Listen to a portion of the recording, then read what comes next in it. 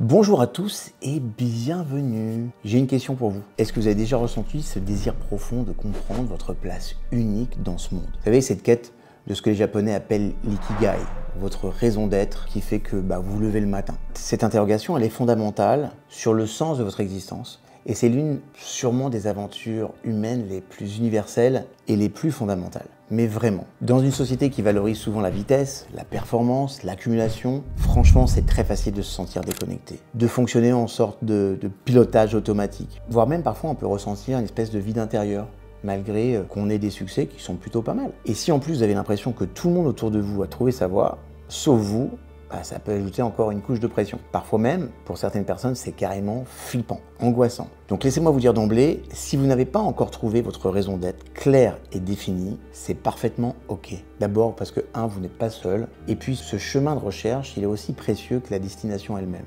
Donc pas de panique. Aujourd'hui, on va juste plonger ensemble en profondeur dans cette quête de la raison d'être. Ça veut dire qu'on ne va pas se concentrer sur des formules magiques, mais on va explorer des pistes concrètes, éclairées par les découvertes de la psychologie positive, par les neurosciences, et puis les témoignages de ceux qui ont donné un sens vraiment important à leur parcours. L'objectif, il est simple, je vais essayer de vous fournir une feuille de route à la fois inspirante et puis scientifiquement fondée pour vous aider à identifier, à clarifier ce qui vous anime au plus profond de vous et puis comment l'incarner au quotidien. Le but, c'est de naviguer avec sérénité sur ces périodes où parfois on se sent un peu perdu. Donc préparez-vous parce que on va changer peut-être la perspective que vous pourriez avoir dans votre vie.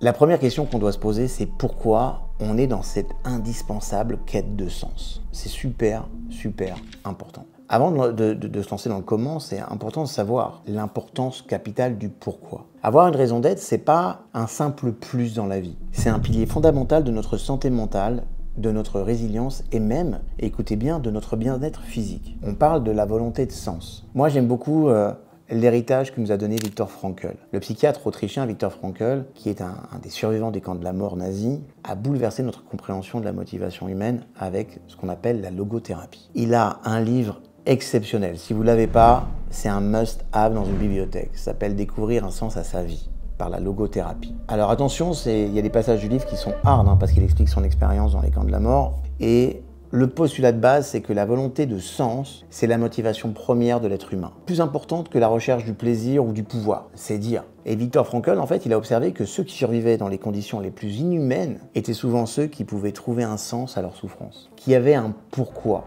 que ce soit l'amour d'un proche, l'achèvement d'une œuvre, ou une attitude de défi spirituel. Et il a identifié 3 voies principales pour découvrir ce sens. Par l'accomplissement d'une tâche, par l'amour et la relation, ou par l'attitude face à une souffrance inévitable. On a aussi l'absence de sens, ce qu'il nomme le vide existentiel, et c'est pour lui la source de la plupart des névroses des êtres humains. Donc, c'est important qu'on se penche sur ce que dit la science sur la notion de sens. La psychologie positive, avec Martin Seligman, il a un modèle que j'ai déjà abordé avec vous, c'est le modèle PERMA, et il identifie le sens comme un pilier essentiel. En fait, les recherches montrent que les personnes ayant un fort sentiment de but rapportent une plus grande satisfaction de vie, moins de dépression, une meilleure santé mentale et surtout une plus grande résilience. Et il y a des études longitudinales qui sont hyper intéressantes. Notamment, il y a celle de la Rush University, la Medical Center. Ils ont lié un sens élevé à la vie à une réduction significative du risque de mortalité, de maladie d'Alzheimer, d'infarctus et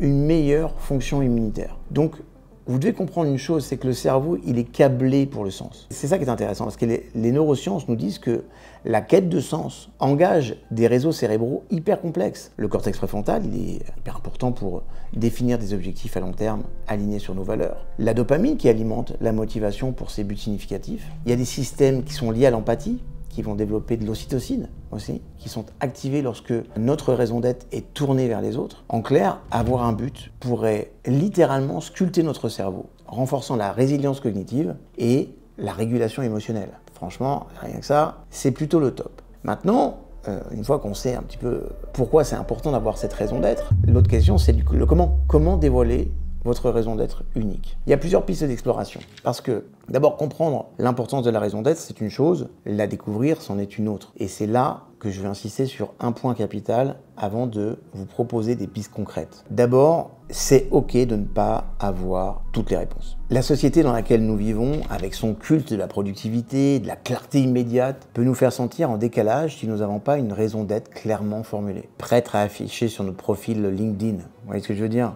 Et cette pression, elle est non seulement irréaliste, mais elle peut être contre-productive, générant de l'anxiété et bloquant le processus naturel de découverte. Alors, prenez une grande respiration. Si vous êtes actuellement dans une phase de questionnement, d'exploration, voire même de confusion quant à votre raison d'être, sachez que c'est une étape parfaitement normale et même saine de votre développement humain. Il y a beaucoup de personnes, y compris celles qui semblent avoir une vie pleine de sens aujourd'hui, sont passées par de longues périodes de recherche, de doute et puis d'expérimentation. Alors, comment on gère cette phase de « je ne sais pas » Eh bien d'abord, pratiquez l'autocompassion. Il y a des personnes qui disent « ouais, non mais moi je devrais savoir ce que je veux faire de ma vie ». Donc ça, on remplace par la bienveillance envers vous-même. Parlez-vous comme vous parleriez à un ami cher qui traverse la même situation. D'ailleurs, il y a des recherches d'une personne qui s'appelle Christine Neff. Ces recherches ont démontré les bienfaits de l'autocompassion sur la résilience et sur le bien-être psychologique. Donc, calm down. On prend soin de soi. Ensuite, valoriser le processus, pas seulement le résultat. Le chemin de la découverte de soi, il est intrinsèquement hyper riche. Chaque expérience, chaque introspection, chaque rencontre vous apprend quelque chose sur vous-même. Même si ça ne débouche pas immédiatement sur la révélation du siècle, c'est un peu comme la negative capability du poète John Keats. C'est la capacité à être dans l'incertitude, le mystère, le doute, sans chercher le fait et la raison tout le temps. Stop. C'est aussi important d'être dans un processus dans lequel, à un moment donné, je suis un peu dans un espace dans lequel je ne sais pas et c'est OK. Autre chose, concentrez-vous sur la curiosité et l'exploration. Plutôt que vous mettre la pression pour trouver votre raison d'être, et j'ai pas encore trouvé mon ikigai. Combien de fois j'ai entendu cette phrase? Adoptez une posture d'explorateur curieux. Qu'est-ce qui pique votre curiosité aujourd'hui? Quelles petites choses nouvelles pourriez-vous apprendre ou essayer? Je vous invite aussi à cultiver des micro-sens au quotidien. Même sans une grande raison d'être globale, vous pouvez injecter du sens dans votre quotidien. Aider un voisin, vous engager dans un hobby qui vous plaît, apprendre quelque chose de nouveau, passer un moment de qualité avec un proche.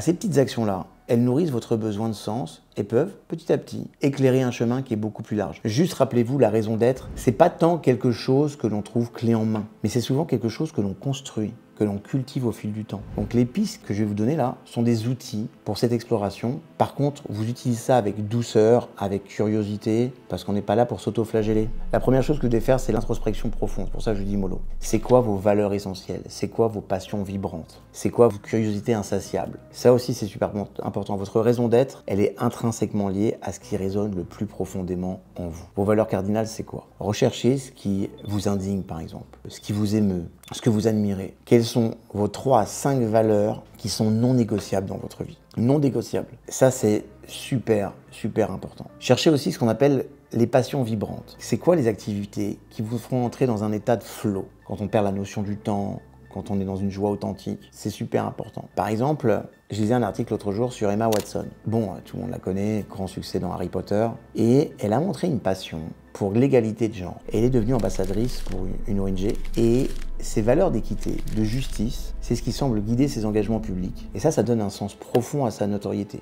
Si vous avez vu la vidéo sur le pouvoir, on est vraiment sur le pouvoir pour, là, en l'occurrence. Recherchez aussi de quoi vous êtes le plus curieux. Vos curiosités, ce qu'on appelle les curiosités insatiables. C'est quoi les sujets qui vous fascinent? Croyez-moi, souvent la curiosité, c'est le premier pas. Et c'est loin d'être un vilain défaut. La deuxième piste que l'on peut explorer, c'est l'authenticité en action. On va voir c'est quoi vos forces. Parce que votre raison d'être, elle s'exprime souvent à travers ce que vous faites avec excellence et avec aisance. Par exemple, c'est quoi vos forces de caractère? Il y a un institut qui s'appelle l'Institut VIA, qui est un institut qui a été fondé par Seligman, je crois. Ils ont identifié 24 forces universelles. Vous devez identifier vos 5 forces, ce qu'on appelle les 5 forces signatures. Par exemple, créativité, persévérance, gentillesse. Et les utiliser, ça c'est une voie vers l'épanouissement. C'est-à-dire que quand je dis c'est quoi mes plus grandes forces aujourd'hui, mes plus grandes forces de caractère, et que je les mets au service de mon quotidien ou d'un projet, je vais ressentir ce que j'appelle de l'épanouissement. Recherchez aussi c'est quoi vos talents qui sont incomparables et recherchez l'état de flow. En clair, identifiez où vos compétences rencontrent le défi de manière optimale. C'est-à-dire quand vous aimez faire quelque chose, le travailler et que le temps passe très très vite. Vous voyez, par exemple, j'ai une passion, moi ce sont les arts martiaux. Je m'entraîne 5 jours en club le matin, plus 3 ou 4 jours d'entraînement privé. Je vois jamais le temps passer. Et ça, c'est vraiment un signe que ce que vous êtes, ce que vous vivez, c'est un état de flow. La troisième piste, c'est la contribution au monde. Ça aussi, une fois encore, le sens se révèle souvent lorsque nous connectons nos aspirations aux besoins du monde. Par exemple, c'est quoi les besoins qui vous appellent? Quelles causes vous tiennent le plus à cœur? On a aussi le service des autres. Il y a plein d'études aussi qui montrent que dépenser du temps, de l'argent pour les autres, augmente notre bonheur et notre sentiment de sens. Par exemple, Richard Branson, le fondateur de Virgin, il a souvent parlé de son désir de bousculer les industries établies pour offrir un meilleur service. Lui, il était obsédé par la valeur pour les clients. Mais il a aussi lancé plein d'initiatives philanthropiques et environnementales. Si aujourd'hui on a autant de data sur l'empreinte carbone, c'est grâce à lui, parce qu'il a développé un truc qui s'appelle le Carbon War Room, sur lesquels ils ont développé un tas d'initiatives pour identifier la mesure du carbone, du taux de carbone dans le monde. Donc sa raison d'être semble évoluer avec un impact social plus large. Il a utilisé son succès entrepreneurial comme levier. Réfléchissez aussi, c'est quoi votre impact? C'est quoi votre leg? Quelle trace vous voulez laisser dans ce monde? Ça peut vraiment aussi être intéressant sur votre capacité et votre aptitude à vouloir transformer les choses. La quatrième piste, c'est la synthèse par l'action. Là, ça va nous venir directement du Japon. L'ikigai, c'est un vrai cadre de réflexion. L'ikigai, c'est l'intersection de ce que vous aimez, ce en quoi vous êtes doué, de ce dont le monde a besoin et ce pourquoi vous pouvez être payé. Et une fois encore, je ne répéterai jamais assez, l'action est révélateur. Testez des hypothèses, agissez. C'est comme ça qu'on obtient des feedbacks, c'est comme ça qu'on essaie des choses. Et rappelez-vous la puissance du grit, la passion et la persévérance pour des objectifs à long terme. Et la croyance que vos capacités peuvent se développer. Vivre avec intention, ça aussi c'est important. Parce que c'est pas tout d'identifier tous ces éléments, parce que quand vous allez travailler sur tous ces éléments, si vous le faites clairement, et je vous recommande d'ailleurs d'écouter cette vidéo 3 fois. La première pour la découvrir, la deuxième pour prendre des notes et la troisième pour travailler dessus. Faites ça. Et je peux vous garantir que plus aucune de mes vidéos n'aura le même sens pour vous et chacune va vous impacter comme jamais dans votre vie. Parce que rappelez-vous que ce qui est important, c'est pas ce que je sais, c'est ce que je fais de ce que je sais. Interrogez-vous sur qu'est-ce que je peux faire pour intégrer ma raison d'être au quotidien. Identifier des pistes de votre raison d'être, c'est une étape hyper importante. Mais le vrai voyage, il commence lorsqu'on cherche à l'incarner. Jour après jour, avec patience, avec cette autocompassion dont je parlais tout à l'heure. C'est ça, traduire le sens en action. C'est super important. Votre raison d'être, même si elle est à son balbutiement, elle peut guider vos choix. Donc déclinez-la en objectif. Et surtout, regardez, c'est quoi la plus petite ou les plus petites actions quotidiennes que je peux poser pour m'en rapprocher. Chaque pas qui va être aligné avec votre raison d'être, même tout petit, est hyper significatif. Parce que la raison d'être, c'est comme une encre face aux tempêtes de la vie. C'est super important. Face aux difficultés, c'est votre pourquoi, même s'il est encore en exploration, qui va vous offrir une direction et une source de résilience. Il vous rappelle que justement la quête elle-même, c'est ça qui a de la valeur. Je ne sais pas si vous vous rappelez de Schumacher. Pour moi, c'était une référence mondiale. Avant son accident, il a montré une détermination, une concentration